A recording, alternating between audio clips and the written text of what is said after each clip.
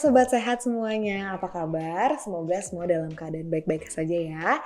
Aku, Karlina, hari ini akan memandu podcast Eka Hospital dengan tema deteksi penyakit pencernaan lebih akurat dengan ERCP atau Endoscopic Retrograde Cholangial Pancreatography. Dan tentunya hari ini aku tidak sendirian, aku bersama dengan Dr. Gary Amarendra, spesialis penyakit dalam. Hai dokter. Halo. Apa kabar dok? Baik-baik aja. Baik ya dok. Nah, sedikit informasi juga bahwa Dr. Gary ini juga merupakan konsultan gastroentero dan hepatologi. Jadi buat sobat sehat semuanya yang kalau misal punya keluhan pada area perut, lambung, atau empedu dan yang lainnya, kalian bisa ke Eka Hospital Cibubur karena Dr. Gary berpraktek di Eka Hospital Cibubur. Oke dokter, langsung aja ya dok ya.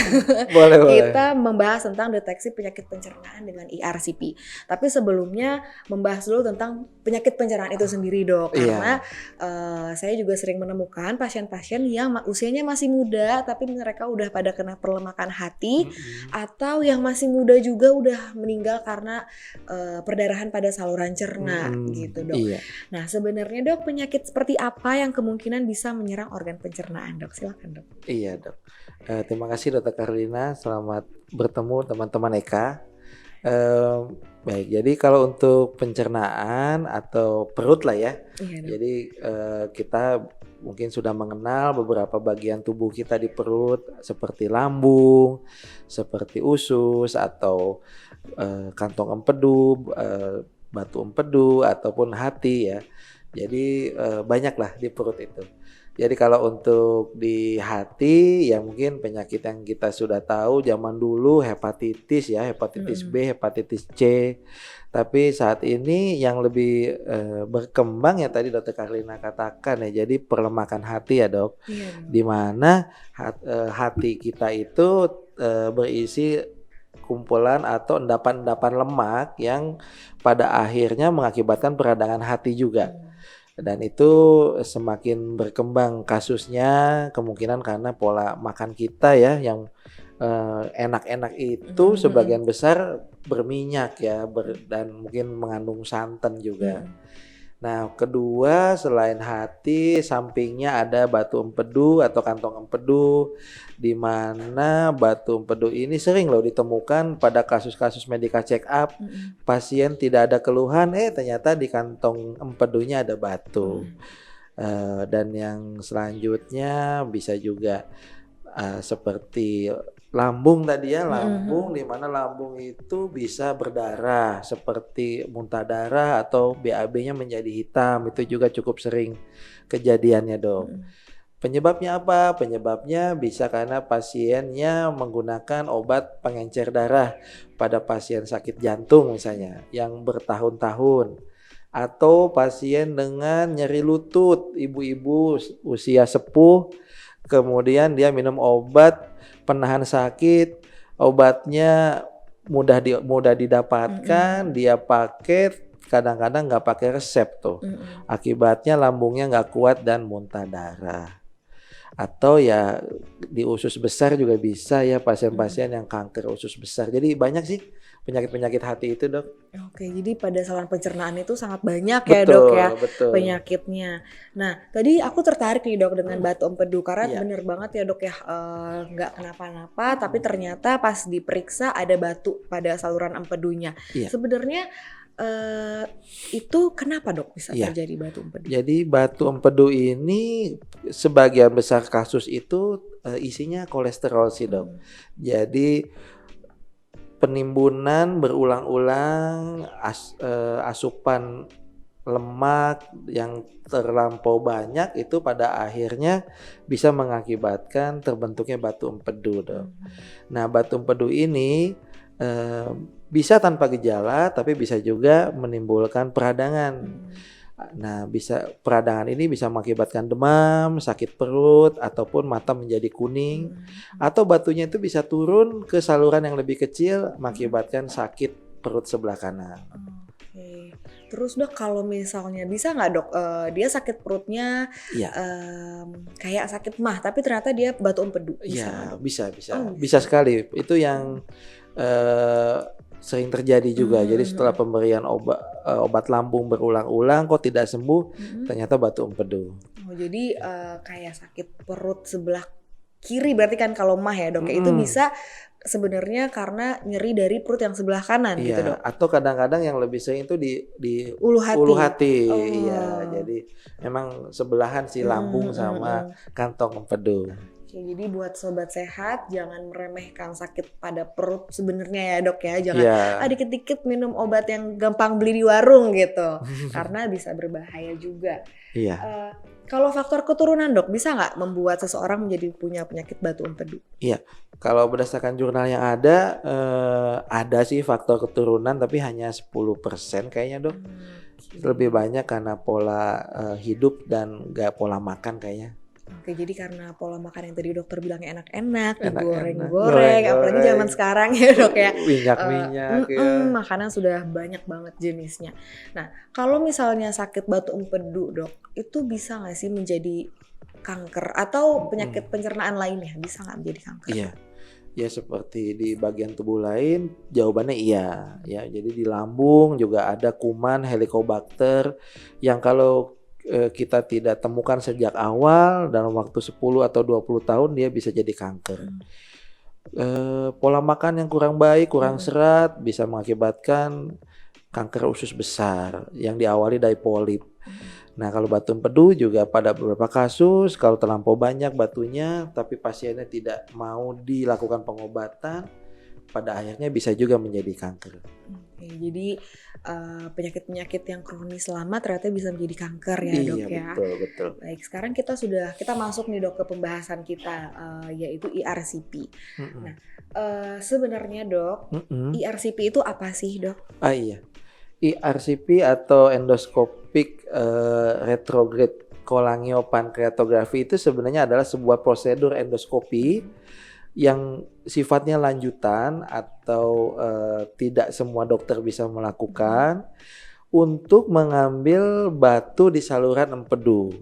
Karena saluran empedu kita itu kecil mhm, dan kalau ada batu yang masuk ke saluran tersebut, sebagian besar itu beresiko untuk tersangkut di mhm. tengah dan mengakibatkan infeksi. Nah, tindakan RCP ini adalah sebuah tindakan lanjut, endoskopi lanjut yang sangat baik untuk mengatasi kondisi tersebut. Oke. Kalau secara teknis dok, bagaimana, ERCP itu? Biar sobat sehat kita Iya. ada bayangannya nih dok. Iya. Jadi RCP ini adalah, prosedur endoskopi yang dimulai dengan memasukkan, alat yang berbentuk seperti karena kerongkongan kita bentuknya seperti silinder ya, jadi Mhm, alatnya pun berbentuknya seperti selang panjang, mhm, otomatis selangnya itu pun bisa diatur dari luar supaya pada saat masuk dia tidak ibarat kata tidak nyenggol-nyenggol lah mhm gitu mhm ya. mhm. Kemudian dapat diteruskan terus sampai mencapai lambung, dilanjutkan ke usus halus dan di situlah adanya muara dari saluran empedu kita. Mmm, Nah, dengan posisi kamera yang di samping, dia bisa, melakukan intervensi ke dalam saluran empedu untuk mengambil empedu tersebut dari usus halus mhm. dan batunya bisa kita keluarkan sehingga pasien juga terbebas dari rasa nyeri dan pada beberapa kasus di mana batunya hanya di saluran empedu, kantong empedunya yang tidak perlu dioperasi. Oke, Ya, jadi mhm. pasien tidak kehilangan kantong empedunya. Oh iya iya Iya. dok. Jadi sebenarnya dok si ERCP ini dia bukan hanya sebagai untuk mendeteksi ya, tapi dia juga sebagai intervensi? Iya, betul, betul Oh, sekali. Jadi dia malah sekarang ini lebih bergeser ke arah intervensi. oke. Untuk diagnostik atau untuk mengetahui posisinya sebaiknya dilakukan MRI terlebih dahulu, Mhm, MRCP namanya. mhm, oke. Berarti Dok, proses tadi itu berjalan selama Kalau tindakan RCP untuk tindakan yang mudah bisa 15 sampai 20 menit 5 saja dan pasien pun dibius total ya Mm-mm. teman-teman semua ya. Mhm. Jadi ya kalau nyeri mungkin ya tidak ada lah. Oh ya, Iya, jadi minimal nyeri, terus juga minimal. cepat, dan tentunya Iya. ERCP dan MRCP tadi ada di Eka Hospital ya dok ya. Iya, kebetulan ada nih lengkap dua-duanya. Di Eka Hospital Cibubur ERCP dan MRCP tersedia. Iya, Nah, betul. untuk usia dok melakukan ERCP ada batasan usianya nggak dok? Batasan usia belum ada itu. Ya, jadi Belum. masih anak kecil pun bisa, Mhm. dewasa muda, dewasa usia dewasa lebih sering, Mhm. bahkan ibu hamil pun Mhm. bisa dengan pertimbangan sebaiknya dilakukan pada usia kehamilan 4 bulan ke atas. Bahkan usia lanjut pun justru dia lebih baik karena pasien usia lanjut kalau kita lakukan tindakan operasi, Mhm. memang resikonya semakin besar. Mhm. Nah, dengan tindakan ini biasanya keberhasilannya semakin tinggi dengan ERCP saja. Oke, Iya, jadi ERCP ternyata bisa dilakukan di semua usia, termasuk iya, ibu hamil dengan syarat sudah memasuki kehamilan usia 4 bulan. iya Seperti itu sebaiknya. ya dok. Nah, berarti kalau tadi pasiennya harus dibius total, itu Mhm. dirawat inap ya dok pasiennya? Eee, Kalau dirawat inap betul, Mhm. karena selain pasien juga untuk observasi perdarahan, Mhm. pasien juga nanti kita observasi apakah ada peradangan pankreas Mhm. seperti itu dok. Tapi kalau misalnya kondisinya baik mungkin ya 1 hari 2 hari boleh pulang sih dok. Berarti tindakan ERCP-nya sendiri 15 sampai 20 menit, Mhm, terus rawat inapnya sekitar 1 sampai 2 dua hari hari. gitu ya dok. Nah, tadi kan dokter cerita ada selang, Mmm, masuk lewat mhm, mulut gitu ya, Dok, ya. iya, Nah, ini rumit nggak sih, Dok? Termasuk tergolong tindakan yang rumit nggak sih gitu? iya. Ya kalau dari pelatihannya sih sebenarnya termasuk rumit juga ya. Oh. Rumit juga, rumit juga. Heeh. Jadi, nanti kita mungkin teman-teman udah pada tahu juga ya mungkin jadi endoskopi itu ternyata pada saat kita minta ke rumah sakit tersebut Mhm. untuk endoskopi biasa bisa. Ternyata Mhm. pada saat endoskopi untuk saluran empedu, untuk batu empedu ternyata dia tidak punya alatnya. Mhm. Ya karena kenapa? Karena memang tidak ada yang bisa mengerjakannya. Mhm. Dokter konsultan pun tidak semuanya bisa untuk Mhm. melakukan tindakan tersebut sih. Oke. Tapi bukan berarti, kita jadi ketakutan ya, Mhm. Mhm. karena ya menurut pengalaman di Indonesia, tindakan ini pun efek sampingnya sangat kecil dan Mmm. kalaupun ada seperti misalnya apa, radang pankreas, Mhm. kita ada obatnya kok, ada Oh, mhm. obatnya. Jadi, bisa kita obati, ya kita harapkan pasien bisa sembuh dengan segera gitu.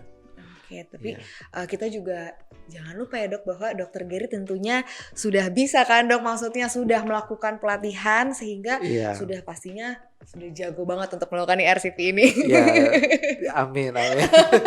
Jadi di Eka Hospital lengkap ya, ada dokternya, ada alatnya, lengkap semuanya ya dok Iya, ya.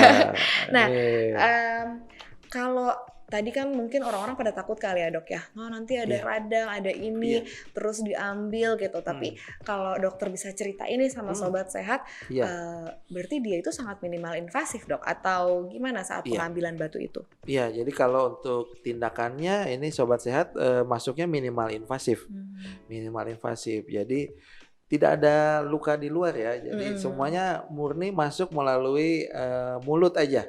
Jadi salurannya adalah saluran yang kita gunakan untuk makan, jadi Mhm. kita tidak membuat saluran baru ya. Mungkin kalau pada saat pengeluaran batunya ada perlu kita lakukan pelebaran saluran empedu yang di usus halusnya sedikit, tapi itu pun alatnya sudah terstandar sih. Mhm. Ya, Mhm. jadi minimal invasif lah. Oke, Ya, jadi jangan khawatir gitu ya dok ya iya, buat para sobat sehat betul semuanya. betul. Nah, terakhir dok, ada take home message nggak dok yang mau Ya, disampaikan kepada sobat sehat terkait dengan obrolan kita pada hari ini? aman kita ya.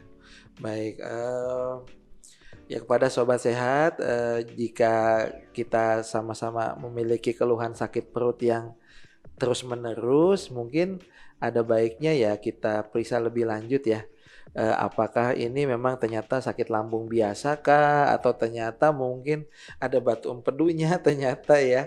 Dan di EKA juga, alatnya tersedia semua, baik dari USG sederhana, USG yang komplit, MRI pun ada juga gitu. Intinya juga harus ada pencegahannya gitu ya dok Iya, ya. betul. Baik, terima kasih banyak Dokter Gary atas obrolan Sama-sama. kita hari ini yang lengkap sekali mengenai ERCP, kemudian penyakit pencernaan. Jadi Iya. sobat sehat semua mendapatkan ilmunya. Baik, selesai sudah obrolan podcast kita mengenai deteksi penyakit pencernaan lebih akurat dengan ERCP. Dan untuk kalian nih sobat sehat yang belum follow sosial medianya Eka Hospital, yuk segera follow dan jangan lupa subscribe juga YouTube-nya Eka Hospital supaya kalian gak ketinggalan podcast-podcast yang menarik.